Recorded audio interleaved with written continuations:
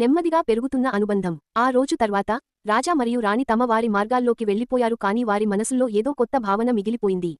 రాణి ప్రతిరోజూ ఆ ఆలయానికి వెళ్ళినప్పుడు ఆమె మనసులో రాజా రూపమే మెరిపేది. అదే విధంగా రాజా పొలాల్లో పనిచేస్తూ ఆమె చిరునవ్వును మరిచలేకపోయాడు. కొన్ని రోజుల తర్వాత గ్రామంలో ఒక సమూహ సేవా కార్యక్రమం ప్రారంభమైంది. పాత చిన్న పాఠశాలను పునర్నిర్మించాలన్న సంకల్పంతో రాజా అక్కడ స్వచ్ఛందంగా పని చేయడానికి వెళ్లాడు.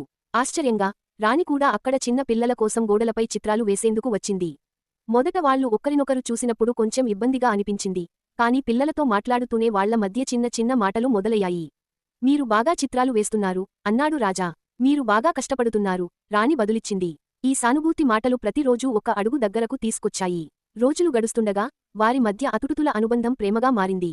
ఒక రోజు రాత్రి రాణి తలుపు వద్ద నిశ్శబ్దంగా కూర్చుంది, ఆకాశంలో నక్షత్రాలను చూస్తూ. ఆమె హృదయం రాజా కోసం ఊరిస్తోంది. అదే సమయంలో రాజా కూడా తన చిన్న ఇంటి ముందు రాణి గురించి ఆలోచిస్తూ ఒక పల్లె గీత హమ్మింగ్ చేస్తూ కూర్చున్నాడు. అయితే వారి ప్రేమకు ఒక పెద్ద అడ్డంకి ఎదురవ్వబోతోంది. రాణి తండ్రి, గ్రామాధికారి ఈ బంధాన్ని అంగీకరించడం లేదు. కొనసాగుతుంది. Like and share and subscribe for part 3.